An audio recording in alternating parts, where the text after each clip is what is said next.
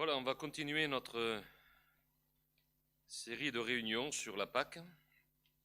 Et cet après-midi, j'aimerais voir en fait l'institution de la Pâque que nous célébrons. Alors on va lire un texte dans le livre de la Genèse et au chapitre 3 et au verset 7. Exode, chapitre 3. Non, Exode, pardon. J'avais dit Genèse. Vous avez mal compris, non? Alors, Exode. Qu'est-ce qu'il donne?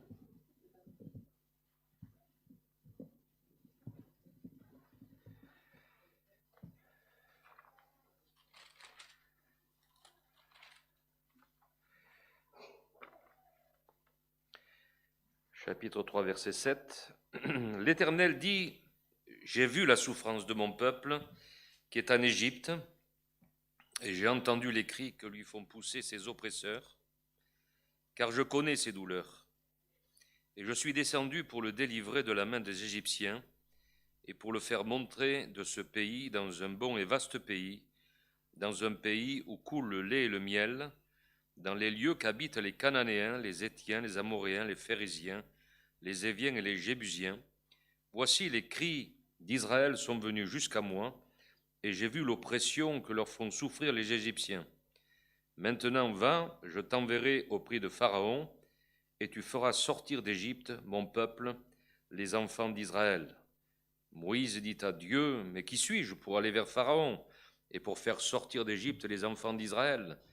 Dieu dit: je serai avec toi, et ceci sera pour toi le signe que c'est moi qui t'envoie. Quand tu auras fait sortir d'Égypte le peuple, vous servirez Dieu sur cette montagne. Dans le chapitre 5, on continue au verset 1er.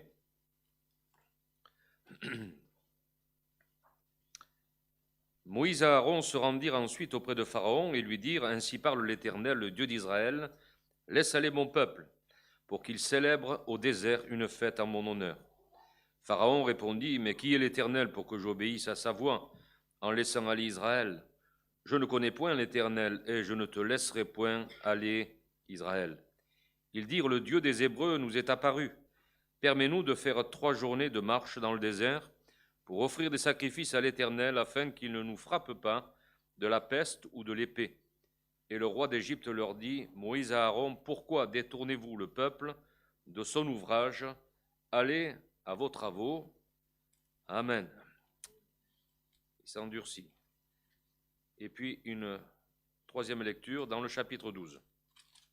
Et là, nous allons voir l'institution de la scène après les 9 plaies qui ont atteint le pays. Dieu parle à Moïse et lui dit ceci, chapitre 12, verset 1er. L'Éternel dit à Moïse et à Aaron dans le pays d'Égypte: ce mois-ci sera pour vous le premier des mois. Il sera pour vous le premier des mois de l'année. Parlez à toute l'assemblée d'Israël et dites: le 10e jour de ce mois, on prendra un agneau pour chaque famille, un agneau pour chaque maison. Si la maison est trop peu nombreuse pour un agneau, on le prendra avec son plus proche voisin, selon le nombre des personnes. Vous compterez pour cet agneau d'après ce que chacun peut manger. Ce sera un agneau sans défaut, mâle, âgé d'1 an. Vous pourrez prendre un agneau ou un chevreau. Vous le garderez jusqu'au 14e jour de ce mois. Et toute l'assemblée d'Israël l'immolera entre les 2 soirs. On prendra de son sang et on en mettra sur les 2 poteaux et sur le linteau de la porte des maisons où on le mangera. Cette même nuit, on en mangera la chair rôtie au feu. On la mangera avec des pains sans levain et des herbes amères. Vous ne le mangerez point à demi-cuit et bouilli dans l'eau, mais il sera rôti au feu, avec la tête, les jambes et l'intérieur. Vous n'en laisserez rien jusqu'au matin, et s'il en reste quelque chose le matin, vous le brûlerez au feu. Quand vous le mangerez, vous aurez vos reins sains, vos souliers aux pieds et votre bâton à la main, et vous le mangerez à la hâte. C'est la Pâque de l'Éternel. Amen. Voilà, nous savons que l'année est ponctuée par des fêtes, certaines laïques, d'autres religieuses. Pour certains, elles sont un jour de congé, pour d'autres, c'est un peu pour manger du chocolat, hein, mais c'est tout. Mais à l'origine, ces jours fériés avaient une profonde signification qui quelquefois remonte loin dans le temps. Pâques correspond à la résurrection de Jésus, qui est l'accomplissement de la Pâque juive, qui date entre le XIIIe et XVe siècle avant Jésus-Christ. Et elle fut instaurée pour célébrer un chapitre douloureux de l'histoire d'Israël qui culmina avec les 10 plaies d'Égypte. Et la Pâque est un rappel de la délivrance d'Israël du pays d'Égypte et son adoption en tant que peuple par l'Éternel. Et elle pose les fondements de la nation d'Israël et de sa relation nouvelle avec Dieu. Vous savez ce qui s'est passé. Joseph a été vendu par ses frères. Il s'est retrouvé en Égypte. Là, à l'Égypte, il a eu la faveur du Pharaon qui était à ce moment-là. Et puis les années ont passé. Il a fait venir son père, toute sa famille. Puis la famille a grandi. Il y a eu un autre Pharaon qui est arrivé, qui ne connaissait pas les Hébreux. Et quand il a vu que le peuple hébreu était nombreux, il a pris peur. Parce qu'il s'est dit, si jamais les Hébreux se liguent contre moi et qu'ils appellent quelques nations aux alentours, on va être dévorés par les ennemis. Alors ils ont commencé à leur donner des corvées, à faire d'eux en fait des esclaves. Et pendant 400 ans, ils ont vécu dans l'esclavage. Et ce que l'on peut s'apercevoir dans le premier verset que nous avons lu, c'est que Dieu n'a pas été indifférent. Il a dit, j'ai entendu, j'ai vu les cris que leur font pousser ces oppresseurs, et je suis descendu pour les délivrer. Alléluia. Lorsque on lit dans un autre passage, on découvre que Dieu dit à Moïse, je te ferai Dieu au milieu du peuple d'Égypte. Je te ferai Dieu. C'était comme si Dieu était là auprès de Pharaon. Et le Seigneur est intervenu pour délivrer le peuple. On s'aperçoit que Pharaon a endurci son cœur, et il s'est opposé, et c'est les 10 plaies qui s'abattent sur l'Égypte. Et là, nous assistons à la 10e, suivie de la délivrance. On s'aperçoit en lisant la parole de Dieu que c'est Dieu lui-même qui donne le moyen de salut, de délivrance, et pas l'homme. Aujourd'hui, l'homme voudrait se fabriquer un moyen de salut. Il pense même qu'après la mort, il peut y avoir un temps de purgatoire pour être sauvé. Ça, c'est son imagination. C'est ce qu'il pense. Il pense que après, c'est fini, c'est terminé. On aura l'occasion de le voir dans ces jours prochains. Mais c'est Dieu qui donne le moyen de salut. Lorsque la terre a été détruite par l'eau, c'est Dieu qui a donné à Noé les instructions de se construire une arche pour que les hommes puissent être sauvés, pour que sa famille puisse être sauvée. Et il a construit, 120 ans ça a duré. Et pendant 120 ans, il a prêché l'évangile, comme nous prêchons l'évangile aujourd'hui. Et il leur a montré, voilà le Seigneur ce qu'il va faire, il va détruire la terre. Mais vous avez un moyen de salut, c'est entrer dans l'arche, afin d'être sauvés. Quand les Israélites ont été touchés par le serpent, qu'est-ce que le Seigneur a fait? Il a dit à Moïse, tu vas mettre un serpent d'airain attaché sur une perche, sur la montagne, et tous ceux qui regarderont le serpent seront sauvés de la mort. Et on s'aperçoit que c'était quelque chose... Vous savez, le Seigneur ne nous demande pas des choses difficiles. Hein. C'est nous qui rendons compliqué ce qui est simple. Mais le Seigneur a dit simplement, regardez.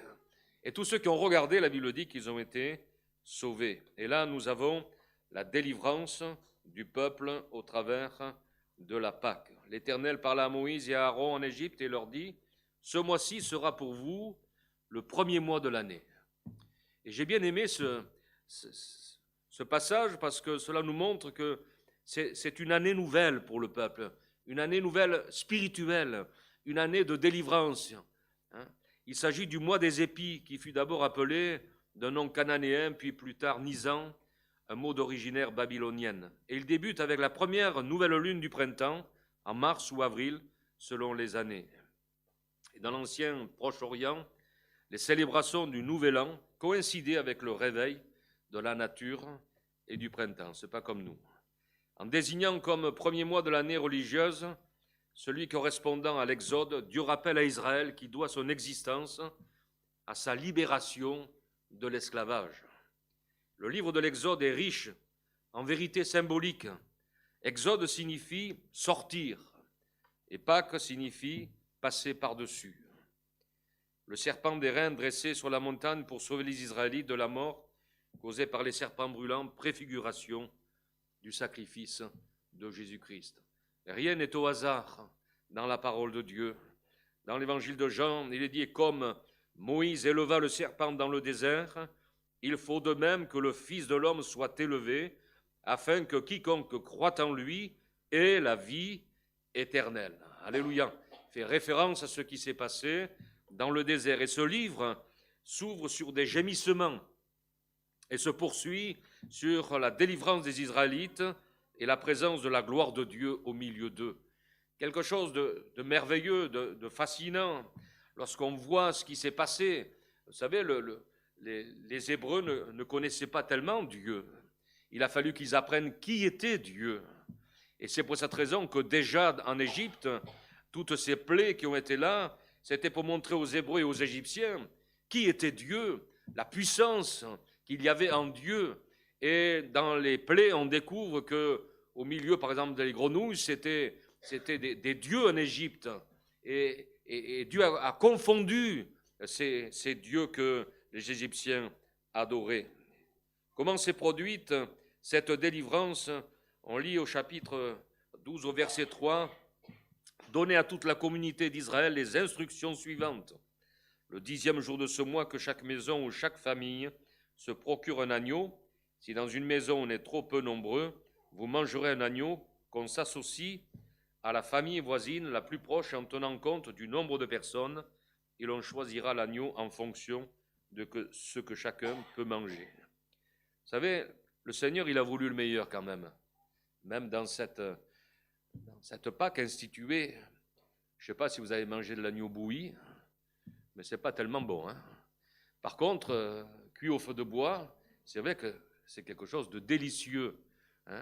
Et le Seigneur a voulu pour le meilleur. Dieu ordonne une fête où un jeune animal sera mis à mort et sa viande mangée. Et il est question là de famille. Et pour nous, c'est quelque chose aussi d'important, la famille. Il réunissait la famille, elle pouvait se réunir pour festoyer ensemble autour d'un agneau ou d'un chevreau. Dans chaque maison, on devrait sacrifier un agneau, l'apprêter afin de le consommer. Et l'accent est mis sur le mot famille, parce qu'elle abritait toutes ou plusieurs premiers-nés dans les familles. Or, l'Éternel allait tous les faire mourir, qu'ils soient animaux, hommes, païens ou hébreux, nobles ou esclaves. Seuls seraient épargnés ceux qui se trouveraient dans une maison dont les linteaux de la porte seraient enduits de sang. La Bible dit, le salaire du péché, c'est la mort, mais le don gratuit de Dieu, c'est la vie éternelle en Jésus-Christ. Et chaque chef de famille devait manifester sa foi en l'Éternel et en Moïse, mais surtout en obéissant aux directives divines. Ils avaient besoin de comprendre que si Moïse parlait, il parlait de la part de Dieu. Aaron parlait de la part de Dieu. Et c'était le seul moyen d'éviter le jugement des premiers-nés par l'ange exterminateur. Et si des aînés pensaient que les paroles de Moïse étaient quelque chose de la rigolade, peut-être que certains sont allés faire du camping la nuit, mais on les a retrouvés morts le lendemain. Et je crois que ce qui est important là, c'est que la parole de Dieu est annoncée, une parole de grâce, une parole d'amour, une parole qui nous montre le chemin du salut, à nous aussi aujourd'hui. Vous prendrez un agneau, un chevreau sans défaut, un mâle âgé d'1 an. Vous le garderez jusqu'au 14e jour de ce mois. Ce jour-là, tous ensemble de la communauté d'Israël immolera ces agneaux à la nuit tombante, entre le coucher du soleil et la nuit totale. Et ce cérémonial qui entoure la Pâque juive présage, annonce et prépare la venue de Jésus-Christ. C'est l'agneau parfait de Dieu. Tout au début de l'évangile de Jean, lorsque Jean-Baptiste voit venir Jésus à lui pour être baptisé, qu'est-ce qu'il dit? Jean aperçut Jésus qui se dirigeait vers lui. Alors il s'écria, « Voici l'agneau de Dieu qui ôte le péché du monde. » Voici l'agneau de Dieu qui ôte le péché du monde. Il a même entendu la voix de Dieu lors du baptême de Jésus. « Celui-ci est mon fils, en qui j'ai mis toute mon affection. Écoutez-le. » Vous avez remarqué comme moi qu'il a été transporté d'allégresse, Jean-Baptiste. Et lorsqu'il a été emprisonné, comme quoi il est de la même nature que nous, quand il a été emprisonné, il a quand même douté. Et il a fait demander à ses disciples, mais c'est vraiment le Messie, c'est vraiment Jésus. Pourtant, il avait entendu, il avait vu, mais il a été, à un moment donné, découragé. Et les hommes lui ont dit, mais oui, c'est le Messie, c'est le Sauveur. Les aveugles voient, les boîtes marchent. Alléluia. Et quand il a entendu les miracles que faisait Jésus, il a dit, oui, c'est vraiment le Messie. Les ordres de l'Éternel sont précis. L'animal devait avoir 1 an, c'est-à-dire être mature, vigoureux. C'était aussi le cas de Jésus qui avait 33 ans et demi quand il fut mis à mort. Ensuite, l'agneau devait être bien portant et sans défaut. Et c'est pour cela qu'il fallait le garder quelques jours, afin de l'observer et ainsi de s'assurer qu'il était en parfaite santé. Car le Seigneur fera un jour le reproche à certains qui offraient des animaux qui avaient des défauts. Et il dira, mais est-ce que vous allez offrir un animal avec des défauts à des amis que vous allez inviter?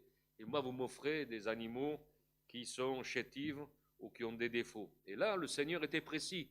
Il fallait que cet animal qui allait être mis à mort soit sans défaut. C'est pour cela qu'il fallait le garder quelques jours. Pareillement, Jésus a été constamment surveillé tout au long de son ministère. N'importe qui pouvait aller le voir, le regarder, lui parler, l'écouter. Il fut examiné par le peuple, éprouvé par les religieux qui n'ont pas pu lui trouver une seule faute. Mais il cherchait. Ses disciples ont vécu avec lui jour après jour, nuit après nuit, pendant 3 ans. Et le témoignage qu'ils rendent de Jésus ne laisse aucun doute sur sa nature parfaite. Et je lis quelques passages écrits par les apôtres Pierre et Luc. Il dit, « Vous savez en effet que ce n'est point par des choses périssables, argent ou or, que vous avez été rachetés. Non, il a fallu que le Christ, tel un agneau pur, sans défaut et sans tache, verse son sang précieux en sacrifice pour vous. Il n'a commis aucun péché, ses lèvres n'ont jamais prononcé de mensonge. Injurié, il ne ripostait pas par l'injure. Quand on le faisait souffrir, il ne formulait aucune menace, mais remettait sa cause entre les mains du juste juge.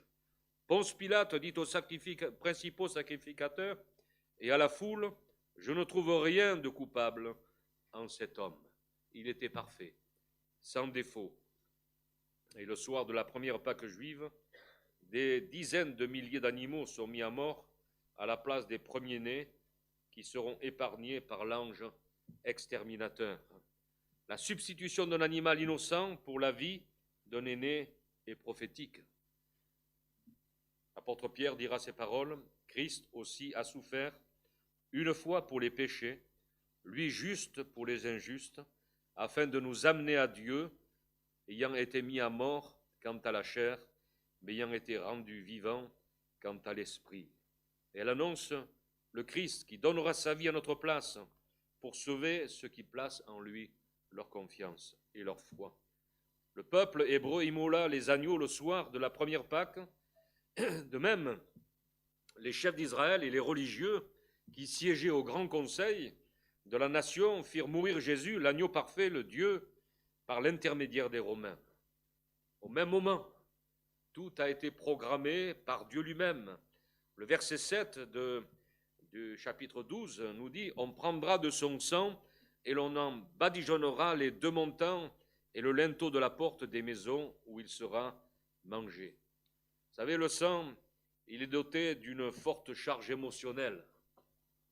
Je me souviens, il y a quelques années de cela, mon père aimait bien travailler le bois Et à un moment donné, avec un rabot, je ne sais pas, il s'est mal pris et il s'est rentré le rabot dans la main, juste au niveau d'une artère, et chaque fois que le cœur battait, ça giclait.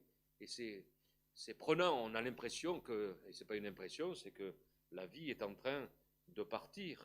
Le sang est doté d'une forte charge émotionnelle et d'une grande signification symbolique, car il évoque la vie, le bien le plus précieux que nous possédons. La vie est dans le sang, pas l'âme est dans le sang. Parce que, comme certains peuvent le dire, l'âme n'est pas dans le sang, sinon les femmes perdraient chaque mois un peu de leur âme. Non, la vie est dans le sang. Le sang de Jésus parle plus que celui d'Abel, nous dit l'Écriture. La vie est dans le sang. Et le sang nous parle de l'amour de Dieu pour nous. Vous connaissez tous ce verset de l'Écriture. Car Dieu a tant aimé le monde qu'il a donné son Fils unique, afin que quiconque croit en lui ne périsse point, mais qu'il ait la vie éternelle. Le sang versé de Jésus nous parle de pardon et du pardon de nos péchés. Quand Jean écrit dans l'Apocalypse au chapitre 1er au verset 4, il dit: Jean aux 7 églises qui sont en Asie, que la grâce et la paix vous soient données de la part de celui qui est, qui était et qui vient, et de la part des 7 esprits qui sont devant son trône, de la part de Jésus-Christ, le témoin fidèle, le premier-né des morts et le prince des rois de la terre, à celui qui nous aime, qui nous a délivrés de nos péchés par son sang, et qui a fait de nous un royaume des sacrificateurs pour Dieu son Père. À lui soit la gloire et la puissance au siècle des siècles. Amen. Le sang nous parle aussi. Quand il dit que le sang de Jésus parle plus que celui d'Abel, le sang de Jésus nous parle de purification. Dans 1 Jean chapitre 1er verset 7, il dit: mais si nous marchons dans la lumière, comme Jésus il est lui-même dans la lumière, nous sommes mutuellement en communion, et le sang de Jésus, son Fils, nous purifie de tout péché. Alléluia. Merci Seigneur pour le pardon de nos péchés. Lorsque nous vivons dans la lumière, au contact de la parole de Dieu, que nous aimons la vérité, que nous vivons dans la sainteté, le sang de Christ nous lave et nous purifie de tout péché. Le sang nous parle de paix avec Dieu. L'apôtre Paul dira dans Colossiens chapitre 1er, verset 20, « Il a voulu par lui réconcilier tout avec lui-même, tant ce qui est sur la terre que ce qui est dans les cieux, en faisant la paix par lui, par le sang de sa croix. » L'Éternel fait donc savoir par l'intermédiaire de Moïse qu'il veut que le sacrifice de l'agneau pascal apparaisse sur toutes les portes des maisons des Hébreux.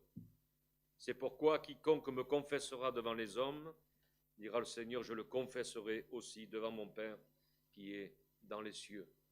Les Hébreux, les Israélites, n'avaient pas honte. Ils ont pris le sang avec une branche d'hysope et ils ont mis ce sang sur les linteaux des portes. Vous avez remarqué qu'ils ne l'ont pas mis sur le seuil, parce que le sang ne devait pas être piétiné. Et le sang de Jésus ne doit pas être piétiné. Malheureusement, des personnes piétinent le sang de Jésus, l'œuvre de Jésus-Christ. Mais nous nous honorons le Seigneur. Alléluia. Devait-on vraiment suivre ces directives? Si on voulait être sauvé, bien évidemment, le sang vous servira de signe afin d'être épargné. Et pendant que je méditais, cela me faisait penser à Rahab, cette prostituée, lorsque le peuple, un temps après, avec Josué, ira combattre Jéricho. Ils verront cette femme, et elle a voulu être sauvée parce qu'elle avait appris la puissance que Dieu manifestait au sein du peuple. Et elle a dit, mais donnez-moi l'assurance que je serai sauvée. Et les hommes d'Israël lui ont dit, tu vas attacher ce fil cramoisi à ta fenêtre. Et là encore, ce fil cramoisi nous parle de la couleur du sang. C'est au travers du sang et par cet acte symbolique, cette femme et toute la famille qui était dans la maison a été sauvée. Le texte dit aussi que l'animal sacrifié devait être mangé. Et cette participation à un repas avait une signification familiale et sociale. Et lorsqu'on écoute Jésus parler dans l'évangile de Jean au chapitre 6, il dit au verset 53, Jésus leur dit, en vérité, je vous le dis, si vous ne mangez la chair du Fils de l'homme et si vous ne buvez son sang, vous n'avez point la vie en vous-même. Celui qui mange ma chair et qui boit mon sang a la vie éternelle, et je le ressusciterai au dernier jour. Car ma chair est vraiment une nourriture, et mon sang est vraiment un breuvage. Celui qui mange ma chair et qui boit mon sang demeure en moi, et je demeure en lui. Comme le Père qui est vivant m'a envoyé, et que je vis par le Père, ainsi celui qui me mange vivra par moi. C'est ici le pain qui est descendu du ciel. Il n'en est pas comme vos pères qui ont mangé la manne et qui sont morts. Celui qui mange ce pain vivra éternellement. Alléluia. Avec une parenthèse, Jésus n'est pas en train de nous dire qu'il faut devenir des cannibales. Ce n'est pas ce que Jésus a voulu dire. Jésus parle de la nourriture et de la boisson spirituelle pour notre âme. Alléluia. Car le Seigneur dira que l'homme ne vivra pas de pain seulement, mais de toute parole qui sort de la bouche de Dieu. Jésus était en train de dire que les hommes avaient besoin de s'approprier son œuvre à la croix du Calvaire, manger, s'intégrer son œuvre, de vivre chaque jour en se nourrissant de sa parole. C'est comme lorsque Jésus a pu dire à la femme samaritaine, tant que tu boiras de l'eau, que tu puiseras dans ce puits, tu auras encore soif. Mais l'eau que je te donnerai, elle jaillira de ton sein jusque dans la vie éternelle. Alléluia. Gloire à Dieu. Jésus lui répondit, quiconque boit de cette eau aura encore soif. Mais celui qui boira de l'eau que je lui donnerai n'aura jamais soif. Et l'eau que je lui donnerai deviendra en lui une source d'eau qui jaillira jusque dans la vie éternelle. Ce repas pris ensemble rappelle la Pâque juive que Jésus-Christ a célébrée avec ses disciples. On l'a vu ce matin, à la veille de son arrestation et de son exécution.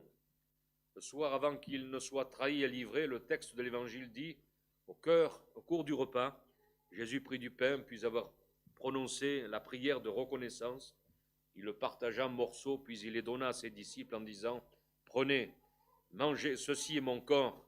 Ensuite il prit une coupe et après avoir remercié Dieu, il la leur donna en disant, buvez-en tous, ceci est mon sang par lequel est scellée l'alliance, il va être versé pour beaucoup d'hommes afin que leurs péchés soient pardonnés. Alléluia. De toute éternité, Dieu avait décidé que Jésus serait immolé afin de devenir le sauveur du monde. Cela nous dépasse. Dans 1 Pierre chapitre 1er verset 19, il est dit, il a fallu que le Christ, tel un agneau innocent et sans défaut, verse son sang précieux pour vous. Dès avant la création du monde, Dieu l'avait choisi et désigné pour cette mission. Alléluia. On va plus loin, il est dit, on en rôtira la viande et on la mangera cette nuit-là, avec des pains sans levain et des herbes amères. Vous n'en mangerez rien qui soit à moitié cuit ou bouilli dans l'eau. Tout sera rôti au feu avec la tête, les pattes et les abats. Vous n'en garderez rien pour le lendemain. S'il reste quelque chose jusqu'au lendemain, vous le brûlerez. Il y a 3 symboles dans ces versets. Il nous est question du feu qui va cuire l'agneau. Et le feu est le symbole du jugement. Le jugement n'est pas tombé sur nous. Le jugement est tombé sur Jésus. C'est lui qui a subi le jugement. Le pain sans levain symbolise l'absence du péché. Et les herbes amères rappellent les souffrances endurées par Israël en Égypte. La Pâque ne se célébrait pas n'importe comment. Et quand on voit encore des Juifs aujourd'hui qui célèbrent la Pâque, ils ne la célèbrent pas n'importe comment. La viande était rôtie au feu, puis mangée avec des herbes amères et des pains sans levain. Et chaque détail compte, car il y avait une signification immédiate pour les Hébreux et une autre à long terme pour nous. La viande cuite et rôtie est la façon de faire des bergers nomades. Rôtie au feu, mise en broche. Le mot hébreu est tsola, qui appartient à la même racine que tola, qui signifie suspendre, empaler, mettre en croix. Et en second lieu, la viande, une fois rôtie, devait être mangée avec du pain sans levain. Et cela témoigne premièrement de l'empressement avec lequel allait avoir lieu la sortie d'Égypte, comme l'atteste le texte un peu plus loin où il est dit « Comme ils avaient été chassés précipitamment d'Égypte, sans pouvoir préparer de provisions de route, ils n'avaient emporté que la pâte non levé. Mais la loi de Moïse ordonne aussi de célébrer la Pâque avec du pain non levé. Dans Deutéronome 16, 3, il est dit « Tu ne mangeras pas de pain levé avec ce repas pascal. Pendant 7 jours, tu mangeras du pain sans levain. Ce pain de misère te rappellera que c'est précipitamment que vous avez quitté l'Égypte. » Mais on sait très bien, pour nous aussi aujourd'hui, que dans les Écritures, le levain représente généralement le mal et plus particulièrement le péché. Le levain représente le péché. La libération des Israélites de la servitude de l'Égypte était symbolique de quelqu'un qui échappe à l'esclavage du péché. Comme l'expliquait Paul, dans Romains 6, 17, il dit « Mais grâce soit rendue à Dieu de ce que, après avoir été esclave du péché, vous avez obéi de cœur à la règle de doctrine dans laquelle vous avez été instruits, ayant été affranchis du péché, vous êtes devenus esclaves de la justice. » Vous êtes des lecteurs de la Bible et vous savez très bien aussi que le levain est symbole de l'hypocrisie. Quand Jésus parle dans l'évangile de Matthieu, au chapitre 16 et au verset 5, il dit « Les disciples, en passant sur l'autre bord, avaient oublié de prendre des pains. Jésus leur dit « Gardez-vous avec soin du pain des pharisiens et des sadducéens. » Les disciples raisonnaient en eux-mêmes et disaient « C'est parce que nous n'avons pas pris du pain. » Et puis ça représente aussi la désobéissance. Lorsque Paul parle avec tristesse aux Galates, il leur dit dans Galates 5, 7, « Vous courriez bien, qui vous arrêtez pour vous empêcher d'obéir à la vérité? Cette influence ne vient pas de celui qui vous a appelé. Un peu de levain fait lever toute la pâte. Mais j'ai cette confiance en vous, dans le Seigneur, que vous ne penserez pas autrement. Mais celui qui vous trouble, quel qu'il soit, en portera la peine. » Jésus, lui, était pur, sans défaut, sans péché. Et il n'y a qu'un agneau pur qui pouvait racheter quelqu'un de pécheur. Il dira, mais qui me convaincra de péché? Et le pain qui accompagnait la viande de l'agneau pascal devait être non levé. Et pour exhorter les chrétiens du 1er siècle à renoncer au mal, l'apôtre Paul utilise l'image du levain et de l'agneau pascal et il écrit dans 1 Corinthiens chapitre 5 verset 7, « Faites donc disparaître tout vieux levain au milieu de vous, afin que vous soyez comme une pâte nouvelle, puisqu'en fait, vous êtes sans levain. Car nous avons un agneau pascal qui a été sacrifié pour nous, le Christ lui-même. » Alléluia. Je terminerai en parlant de cette viande rôtie qui devait être accompagnée de pain sans levain et d'herbes au goût amer, qui avait pour objet de rappeler l'esclavage des Hébreux sous Pharaon, mais qui prophétisait également les souffrances que Jésus allait endurer sur la croix. Car lorsqu'on voit déjà Jésus dans le jardin de Gethsémanée, quand on le voit sur le chemin qui conduit au mont du Calvaire, on découvre que même dans le jardin, il dira « Si seulement cette coupe pouvait s'éloigner de moi, non pas ma volonté, Seigneur, mais la tienne. » Et le peuple devait manger à la hâte, prêt à partir, la ceinture nouée aux reins, les sandales aux pieds et le bâton à la main. Ce sera la Pâque que l'on célébrera en l'honneur de l'Éternel. Vous savez, à l'intérieur des maisons, je ne savais pas cela, mais on ne portait ni sandales, ni ceinture. Et là, quand Dieu dit, vous la mangerez à la hâte, et vous mettrez vos sandales, votre ceinture, et vous aurez le bâton à la main, c'est les maîtres, ils attestaient un départ immédiat. Il va y avoir un départ immédiat, ce qui était un acte de foi dans la promesse divine de libération. Et tous ceux qui l'ont fait croyaient que le Seigneur allait les délivrer. Je dirais que Jésus revienne ou que notre vie ici-bas s'achève, soyons prêts, nous aussi, à partir pour l'éternité. Alléluia. Et si quelqu'un peut-être cet après-midi n'a pas fait la paix avec Dieu, que vous puissiez vous aussi, non pas avoir sur votre maison du sang versé, mais croire que Jésus-Christ à la croix du Calvaire a pris sur lui vos fautes, vos péchés, et que le sang a besoin d'être apposé sur votre cœur. Qu'allez-vous faire du sacrifice de Jésus? Il peut y avoir beaucoup de réactions. Oh, mais j'ai ma religion, ça suffit, pas besoin d'un agneau. Pas de salut pour celui qui refuse l'œuvre de Jésus-Christ à la croix. L'apôtre Paul dira, comment échapperons-nous si nous négligeons un si grand salut? Pas de salut pour ceux qui se bornent à prendre uniquement Jésus comme modèle de vie, comme prophète. Le salut est promis pour celui qui confesse ses péchés et que son sang couvre, et il ne couvre pas des excuses, mais il purifie celui qui avoue ses transgressions et qui les délaisse. L'apôtre Jean dira, si nous disons que nous n'avons pas de péché, nous nous séduisons nous-mêmes et la vérité n'est point en nous. Mais si nous confessons nos péchés, il est fidèle et juste pour nous les pardonner et pour nous purifier de toute iniquité. Amen. Que le Seigneur nous bénisse. Nous voulons te bénir et te louer pour ta parole, Seigneur. Elle est vérité, elle est puissance. Seigneur, elle est salut. Et nous te bénissons pour ton œuvre à la croix du Calvaire.